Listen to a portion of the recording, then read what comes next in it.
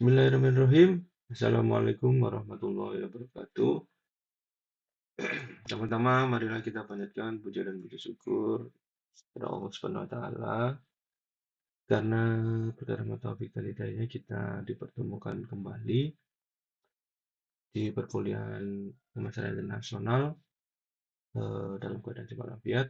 Salawat salam, semoga terus kita curahkan kepada junjungan kita Nabi besar Muhammad SAW, sehingga kita mengharapkan syafaat beliau di hari perhitungan nanti dan bersama-sama masuk ke dalam surga Allah Subhanahu wa Ta'ala. Amin. Inilah kabarnya rekan-rekan kali ini, semoga tetap diberikan kekuatan untuk menjalankan ibadah puasa dan uh, mengisinya dengan berbagai kegiatan ibadah, dan semoga puasa kita diterima Allah Subhanahu wa Ta'ala. Amin. Kemarin kita membahas terkait tentang internasionalisasi. Nah, bagaimana kita menginternasionalisasikan perusahaan kita dan kenapa dan berbagai alasannya. Untuk pertemuan kali ini, oh ya, by the way, ini pertemuan yang daring yang terakhir ya. Nanti kita ketemu lagi di kelas tanggal ya ada 31, 30 lah.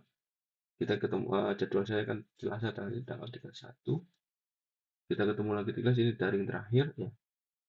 Nah, jadi nanti kita eh, bertemu lagi di kelas nanti. Oke, saya lanjutkan. Kita berbicara tentang lingkungan pemasaran internasional. Jadi, di mana kita harus mengetahui ya, di pemasaran regional saja, kita itu harus mengetahui tempat-tempat itu apa saja sih, bagaimana keadaannya, eh, yang disukai apa, ya lingkungannya harus kita semuanya.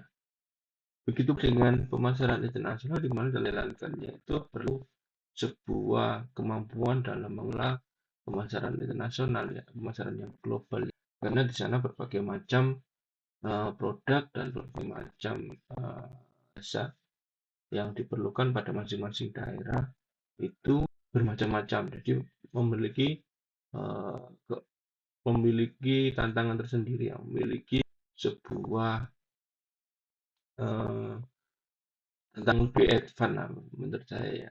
Karena kemudian kebutuhannya bukan hanya sekup regional tapi juga sekup uh, dunia. Nah, ini perlu kemampuan dan keahlian dalam mengelola pemasaran secara global. Nah, itu tadi gunanya kita mengetahui lingkungan pemasaran internasional ini. Jadi kita meraba ya, ya istilahnya gini ya. Karena ingin memasarkan sesuatu di daerah lah, di daerah lain atau di daerah kita, kan kita harus mengetahui lingkungannya. Kita harus menganalisis lingkungannya itu seperti apa. Kita harus mengetahui lingkungan seperti apa. Oh, orang-orang di sini banyak orang-orang Madura. Oh, di sini banyak orang-orang Jogja. Nah, kalau itu secara domestik, tapi gimana kalau itu diterapkan di pemasaran internasional? Nah, kita kan harus tahu lingkungannya seperti apa, keadaannya gimana. Menguntungkan nggak kalau kita invest di sana atau memasarkan di sana? Bagaimana peluangnya dan sebagainya yang kita pelajari sudah di Go Internasional kemarin. Nah, di sini kita harus menganalisis lingkungannya, karena analisis ini dibutuhkan karena nanti larinya adalah kita nanti kembali lagi bagaimana distribusi kita, pemasarannya, produk kita itu apakah bisa lancar di sana, apakah bisa diterima di sana. Nah, ini perlu adanya pengetahuan tentang lingkungan di tempat kita memasarkan produk tersebut. Ini mengelola pemasaran internasional memerlukan keahlian yang baik, pemahaman yang mempengaruhi pemasaran sangat penting karena kompleks ya, dibandingkan masyarakat lebih kompleks. Nah, makanya saya bilang tadi lebih advance namanya, karena tantangan yang dihadapinya itu lebih kompleks ya. Nah, jadi mungkin permasalahannya identik sama, tapi ini jangkauannya mungkin lebih besar. Nah, lingkungan masyarakat internasional dipengaruhi oleh perkembangan perekonomian global. Jadi ini perekonomian global dan faktor politik. Kalau kita perekonomian yang domestik kan bisa ya kita istilahnya kita minimalisir ya. ke kerugiannya. Misalnya terjadi kayak sekarang ini perang Irak sama Israel dan Amerika kan nanti akan berpengaruh ke pasar global. Distribusi tidak bisa lancar, terus apa ya penerbangan di cancel, ya. Terus nanti harga-harga mesti naik, nah, karena minyaknya kurang dan sebagainya ya.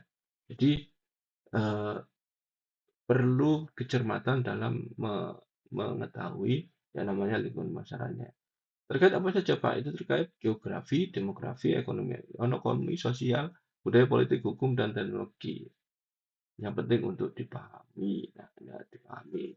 Jadi kita tidak terkecoh ya nanti kita ketika masyarakat internasional kita tahu demografinya, kita tahu geografinya, kita tahu politiknya dan aturannya, budaya yang seperti apa. Nah, jadi kita lengkap risetnya. Jadi nanti ketika melakukan pemasaran, persentase untuk kegagalannya itu masih sangat minim kalau kita melakukan analisis tersebut.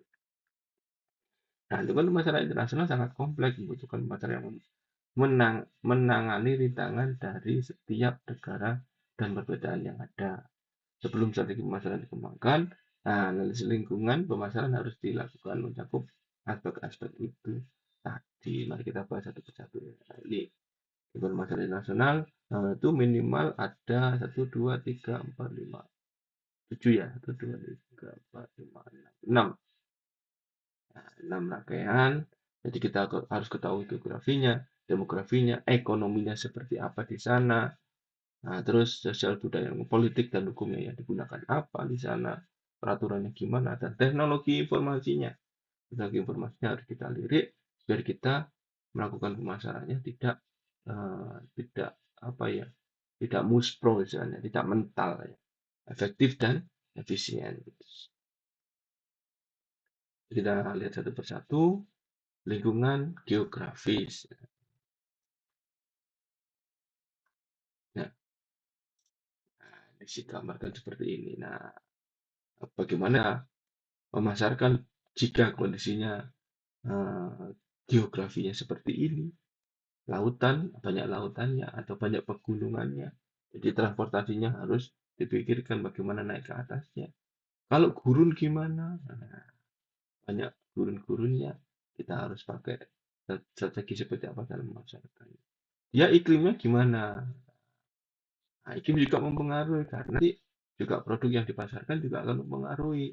Kalau musim dingin, kalau di tropis gimana, kalau subtropis gimana. Nah, ini produk-produk apa yang kiranya atau jasa-jasa apa? Apakah jasa atau produk kita yang produksi ini masuk ke sana? Jangan sampai kita produksi jaket tebel ya misalnya ya. Misalnya produksi jaket tebel tapi di dipasarkannya di daerah yang panas, di daerah yang gunung Saraya nggak laku. Nah, gitu loh. Jadi menyesuaikan ini nanti kita tahu bahwa oh produk yang kita pasarkan ini masuk di sana. Atau kita adaptasi misalnya. Nah, misalnya kita sudah fix nih apa investornya kita akan memasarkan di sana di eh, negara yang banyak gurunnya misalnya. Nah, produk kita tapi ini apa jaketan gitu ya, kan nggak laku ya. Kita bisa modifikasi jaketnya sesuai dengan selera, taste, dan masyarakat yang berdasarkan geografinya. Oh, geografinya panas. Oh, suhunya kayak gini. Jadi kita harus menyesuaikan produk. Bukan hanya kita memproduksi si jaket tebal saja, kita harus punya alternatif yang lain atau strategi-strategi pemasaran yang lain biar produk kita bisa laku keras di sana atau masa tidak muspro tadi atau tidak percuma ya. Ini geografis yang harus kita lihat bagaimana topografinya, iklimnya, lingkungannya gimana lingkungan geografi. Karena perbedaan lingkungan geografi ini mengakibatkan ciri permintaan konsumen yang berbeda pula. Ada jelaskan tadi kalau di dekat laut sama di gunung itu berbeda kebutuhannya. Oke, lingkungan yang selanjutnya adalah demografi. Masih Pak, demografi itu, nah, kita lihat.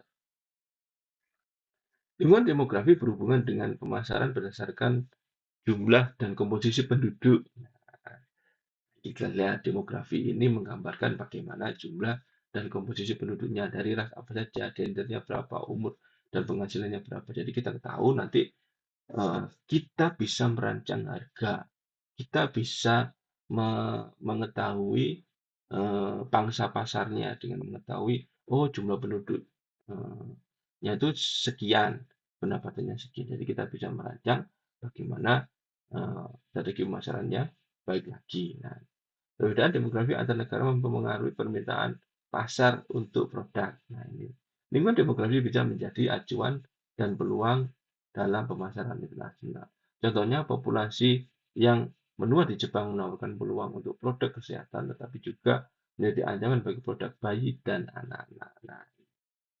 Nah, ini yang harus dipertimbangkan demografinya seperti apa, banyak penduduknya apa.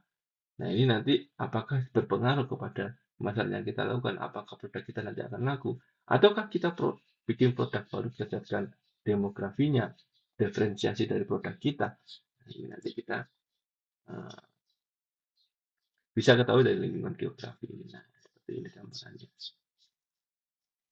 Oke, lingkungan yang keempat adalah lingkungan ekonomi. Nah, lingkungan ekonomi, bentar. Lingkungan ekonomi negara berpengaruh pada keputusan pemasaran internasional atau pemilihan segmen dan target. Nah, segmen dan targetnya, target pasarnya. Jadi segmennya siapa, targetnya siapa itu diperhitungkan dari lingkungan ekonomi. Kinerja ekonomi dinilai dari indikator seperti ukuran perekonomian, tingkat penghasilan, pertumbuhan ekonomi, dan kebijakan perpajakan. Nah, ini mempengaruhi ya. Nanti bagaimana kita bisa mendapatkan segmen dan mendapatkan target pasar yang kita tuju untuk pemasarannya. Lingkungan ekonomi terdiri dari lingkungan mikro dan makro. Lingkungan ekonomi mengacu kepada kebutuhan masyarakat dan kebijakan negara yang mempengaruhi pasar. Kebutuhan masyarakat dan kebijakan negara itu makro. Kebutuhan masyarakat dan kebijakan negara. Ini lingkungan yang makro. Lingkungan yang mikro fokus pada kemampuan bersaing di pasar tertentu. Lingkungan makro penting ketika memasuki pasar baru, menyangkut pertumbuhan penduduk dan pola konsumsi. Nah, ini lingkungan ekonomi dalam pemasaran internasional dipengaruhi oleh sistem perekonomian setiap negara. Nah, ini kapitalis, sosialis, nah ini atau demokratis atau kerajaan ini mempengaruhi bagaimana strategi pemasaran yang akan kita rancang nantinya. Tahapan perkembangan perekonomian juga penting, ya, terbagi menjadi praproduksi, pra-industri, kurang berkembang, sedang berkembang, dan maju, serta berdasarkan kategori pendapatan negara. Strategi pemasaran produk bervariasi dari negara berpenghasilan rendah lebih fokus pada pertanian konvensional. Nah, ini harus disesuaikan ya, harus disesuaikan bagaimana perekonomiannya dia apakah termasuk negara yang maju berkembang atau seperti apa, nanti perputaran ekonominya akan mempengaruhi pemasaran yang kita produk yang kita jual di sana. Kalau negaranya miskin, ya apa yang kita harus buat di sana mungkin produk yang sama tapi dengan kualitas yang berbeda karena daya belinya turun. Kita nggak akan bisa laku kalau kita membuat sama dengan negara maju. Nah, ini yang dipertimbangkan. Aspek potensi pasar penting dalam ekonomi mempengaruhi produk harga rendah dan tinggi. Faktor untuk produk harga rendah adalah jumlah penduduk dan pendapatan per kapita, sedangkan penduduk untuk tinggi adalah pendapatan per kapita dan distribusi pendapatan. Kalau permintaan berbeda setiap negara karena perkembangan ekonomi dan pendapatan bisa dibelanjakan. Ketergantungan ekonomi antar negara juga mempengaruhi pangsa pasar. Nah, hubungan-hubungan multilateral ini, hubungan-hubungan ekonomi ini juga berpengaruh nantinya kepada uh, uh, strategi pemasaran yang kita lakukan. Nah, ini ketika kita, Indonesia memiliki ASEAN, APEC, NAFTA, dan lain-lain, atau hubungan multilateral atau bilateral dalam uh, hubungan ekonomi di sebuah negara akan juga mempengaruhi kita uh, kemudahan kita dalam memasarkan produk yang kita punyai atau kita melakukan pemasaran internasional. Ini aspek persaingan meliputi persaingan di pasar dari bisnis lokal dan perusahaan asing. Persaingan yang beragam mendorong pemuasan permintaan. Analisis kekuatan, kelemahan perusahaan penting untuk menentukan keunggulan bersaing kerjasama perekonomian, mengurangi hambatan pemasaran internasional.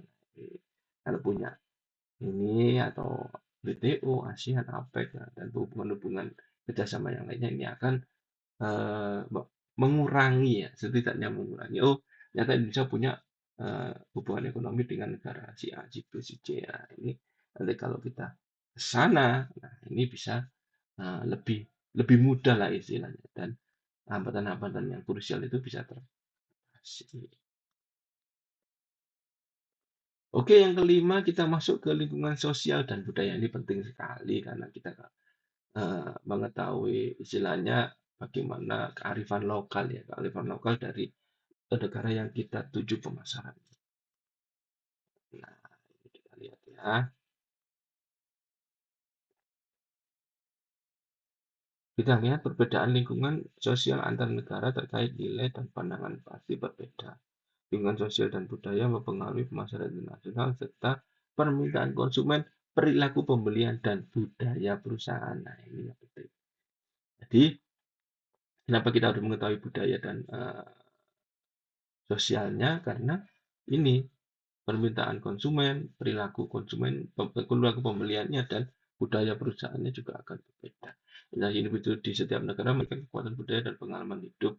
Pasar harus mempertimbangkan persamaan, perbedaan dan persamaannya agar strategi masalah lebih efektif dan efisien. Asisten budaya internasional dilakukan secara makro dan mikro. Makronya melibatkan variabilitas, kompleksitas, dan permusuhan kultural, heterogenitas, dan interdependensi. Nah, ini makronya. Kalau mikronya berhubungan dengan ideologi nasional, berbagai masyarakat, dan sikap terhadap inovasi. Pengetahuan tentang budaya dari setiap negara dalam menjalankan aktivitas masyarakatnya dan menggali aspek yang beraneka ragam, memiliki elemen-elemen kebudayaan dalam suatu negara yang menyangkut kehidupan material, kehidupan dengan kehidupan ekonominya, yaitu motivasi yang dilakukan individu dalam menentukan kebutuhannya. Jadi budaya-budaya di masyarakatnya sana itu berbeda dengan budaya-budaya di negara kita sendiri. Ini bagaimana kita mengetahui dan bisa nanti kita mengetahui perilakunya dari budaya-budaya tersebut. Ada yang do and don'ts-nya apa. Ya, jadi etikanya seperti apa kalau di budaya-budaya di luar sana itu harus kita ketahui di eh, negara yang akan kita tuju untuk pemasaran internasional. Ini penjelasan yang lebih lanjut, media pengetahuan, cara metode, dan aktivitas dilakukan suatu kebudayaan dalam menghasilkan produk juga termasuk distribusi dan konsumsinya. Ada juga dalam budaya itu kan ada bahasa, ada agama, dan pengaruh budaya mudah menyebar dan beradaptasi pasar sasaran. Pemasaran harus menganalisis pengaruh budaya dan siap menghadapi tantangan untuk sukses. Pemasaran nasional mengelola perubahan budaya di pasar tersebut. Jadi mengelolanya. Jadi bagaimana dia memadukan tadi kearifan lokal, etika dan sebagainya yang ada di sana dalam sebuah pemasaran yang oke ya dalam sebuah tadi pemasaran yang cocok atau klop dengan kebudayaan dan sosial yang ada di sana. Ini sangat penting sekali karena kalau kita tidak mengetahui budaya, kita serapang-serapang aja jadi anggap kita apa ya nggak punya apa ya nggak punya hati ya istilahnya ya nggak punya hati untuk eh, kok gini sih Mas Arno kok begini sih cara memasarkannya kok tidak sesuai dengan nilai-nilai yang ada di negara kita ya. Contohnya kalau kita berpromosi misalnya atau memasarkan sebuah produk di negara-negara Muslim, ya tentunya jangan pakai yang terbuka-terbuka auratnya gitu. Tapi itu ya budaya yang seperti itu karena nanti juga akan mempengaruhi bagaimana produk kita diterima di suatu negara tersebut. Nah, politik dan hukum. Nah, ini politik dan hukum bagaimana aktivitas masyarakat internasional dipengaruhi oleh lingkungan politik termasuk lembaga negara dan peraturan negara sasaran. Masyarakat perlu memahami struktur pemerintahan, isu politik terkini seperti kedaulatan, risiko politik, dan hukum internasional termasuk penyelesaian perselisihan dan proses pengadilan yang akan muncul. Nah, ini kita harus ketahui bagaimana hukum-hukum yang berlaku di sana, politik yang sedang apa ya, istilahnya sedang berlaku di sana, siapa pemimpinnya, bagaimana cara memimpinnya itu harus kita ketahui sehingga ini bisa menjadi referensi bagi kita. Oh, kalau terjadi seperti ini, kita harus antisipasi seperti ini. Bagaimana caranya, apa yang harus dihubungi, dan sebagainya ya. Kalau politik-politik itu kan nanti akan mempengaruhi bagaimana distribusi barang dan jasa di sana. Kalau adanya embargo dan sebagainya nanti bahaya bagi kelangsungan usaha yang kita lakukan ya. Nah, ini lingkungan politik sangat berhubungan dengan politik sebuah negara dengan tujuan masalah politik menjawab kedaulatan, konflik, dan campur tangan. Juga posisi pemerintah dalam investasi asing berhubungan. Nah, ini berhubungan dengan pengawasan nilai tukar, pajak, dan hubungan pemerintah dengan perusahaannya. Nah, ini ya, bagaimana kebijakan pemerintahnya. Nah, ini bagaimana kebijakan pemerintah ini kan berhubungan dengan politik ya. Kalau misalnya dia open untuk apa ya perusahaan lain melakukan sebuah pemasaran ke negaranya ya monggo nggak apa gitu ya. Nah, ini bukan bukan eh, hambatan ya bagi kita kalau misalnya pemerintahnya memberikan izin. Tetapi kalau di Korea Utara misalnya kita mau memasarkan kan banyak barrier-barriernya di politik ya istilahnya. Nah, kalau kita main hantem-hantem aja ya kita tidak akan sukses dalam dan nanti akan membahayakan negara kita nanti ya, membahayakan negara kita karena ini sudah permasalahannya sudah internasional ya istilahnya kalau sudah internasional jangan katrok lah istilahnya ya kita harus tahu bagaimana hukum dan politik di sana lingkungan politik negara asal atau tujuan akan mempengaruhi pemasaran situasi politik yang ideal stabil sementara perubahan drastis pada pemerintahan menyebabkan resiko politik. Nah, ini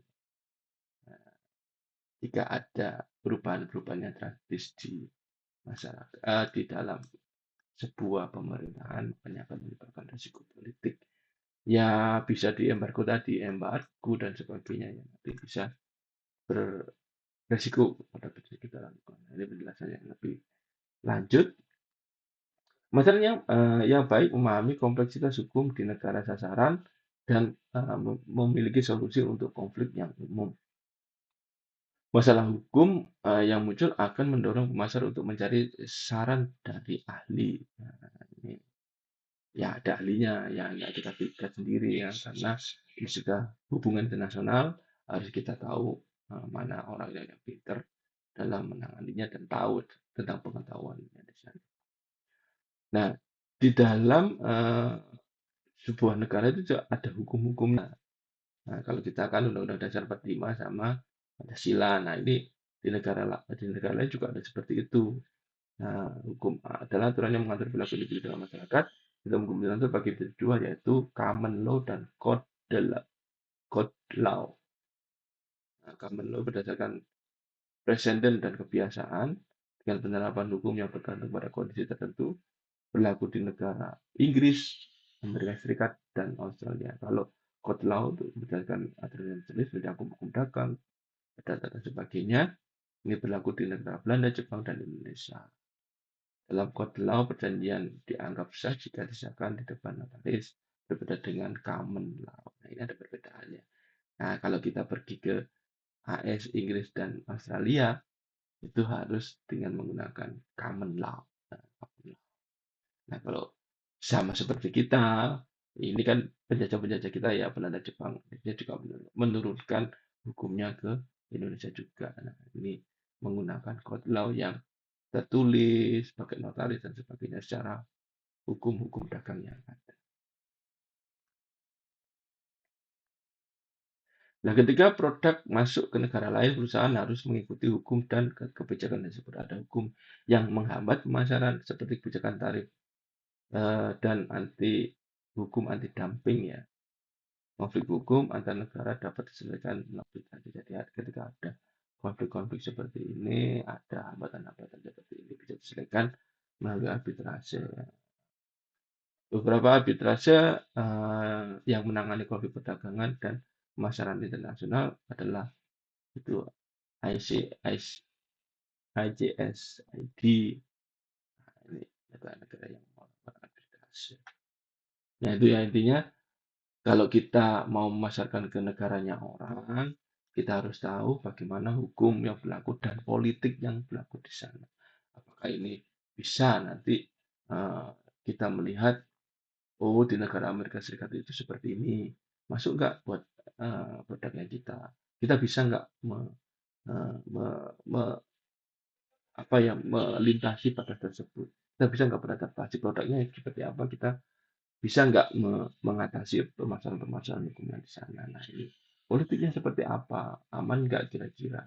Kalau kita berdagang di eh, Zimbabwe misalnya atau Uganda, bagaimana situasi politik dan hukumnya di sana? Nah, kita harus mengetahui biar nanti tidak terjadi misunderstanding, tidak terjadi konflik dan sebagainya dalam melakukan pemasaran di sana. Yang lingkungan yang terakhir adalah lingkungan teknologi informasi. Nah, ini teknologi informasi apa yang digunakan di sebuah negara. Nah, ini perlu kita lihat. Faktor yang berpengaruh di masyarakat internasional adalah teknologi informasi inovasi yang terus berkembang mendukung aktivitas pemasaran. Perubahan pemasaran berbasis teknologi digital membuka peluang pasar internasional dengan cepat dan mendorong wirausaha untuk menciptakan layanan baru berbasis teknologi. Perkembangan teknologi dan informasi mengubah pasar internasional secara signifikan di berbagai level, seperti distribusi dan adaptasi teknologi, serta produk baru sangat penting dalam analisis lingkungan ini. Pemain pasar berupaya menjadi yang pertama menggunakan teknologi, sehingga saat penggunaan produk berteknologi yang paling terkini, maksudnya seperti itu. Teknologi informasi dalam pemasaran internasional membawa kemajuan dan kemudahan, namun pemasar harus memperhatikan dampak positif dan negatifnya. Nah, ini yang dilihat. Positifnya, teknologi ini mempermudah penyebaran informasi dan komunikasi yang lebih efektif. Negatifnya, ada resiko penipuan online, transaksi ilegal, dan penyebaran informasi palsu yang dapat merugikan pemasaran serta perusahaan. Ini harus kita perhatikan dampak penggunaan. Selain bisa mendukung pemasaran, juga bisa akan menjadi blunder ya, karena penyebaran informasinya ketika barang kita ada yang mengandung eh, barang-barang asing yang tidak semestinya, maka nanti bisa cepat dalam hitungan 22 kali 24 jam sudah menyebar kemana-mana bahwa produk kita tidak layak, tidak higienis dan sebagainya. Nah, ini juga harus dipertimbangkan, harus juga diketahui bagaimana penggunaan teknologi informasi yang ada di sekitar kita. Faktor penting dalam pemasaran internasional adalah pemahaman lingkungan, yaitu meliputi, oh ini salah, dimensi berkualitas. Ya. Faktor penting dalam pemasaran internasional adalah lingkungan, meliputi geografi, demografi, ekonomi, sosial budaya, dan politik, serta hukum dan teknologi informasi. Setiap dimensi lingkungan berkontribusi signifikan terhadap aktivitas dan strategi pemasaran di negara sasaran. Jelas ya. Nah, pemahaman dan penguasaan lingkungan pemasaran internasional mendukung keberhasilan pemasaran di negara sasaran. Nah, kesimpulannya seperti itu, bahwa dengan mengetahui faktor lingkungan-lingkungan ini, kita berkontribusi signifikan terhadap pemahaman aktivitasnya yang akan dilakukan di sana apa, terus bagaimana menghadapi hambatan-hambatan tersebut, bagaimana strateginya yang efektif, sehingga pemasaran yang kita lakukan bisa masuk dengan baik ya. Begitu saja yang bisa saya sampaikan di pertemuan kali ini, kurang lebihnya mohon maaf. Terima kasih atas perhatian dan kehadiran teman-teman. Absennya nanti saya kondisikan. Saya mengucapkan selamat nanti beridul fitri ya, kita mungkin du hitungan hari lah, nggak lama, dan kita sudah me- menyambut ya sebenarnya, menyambut hari yang baru. Saya mohon maaf lahir dan batin kalau selama ini masih eh, ada kesalahan-kesalahan, masih ada kurang-kurangan dalam mengajar dan penyampaian di mata kuliah, baik yang semester ini maupun yang semester yang lalu. Oke, wassalamualaikum. Wassalamualaikum warahmatullahi wabarakatuh.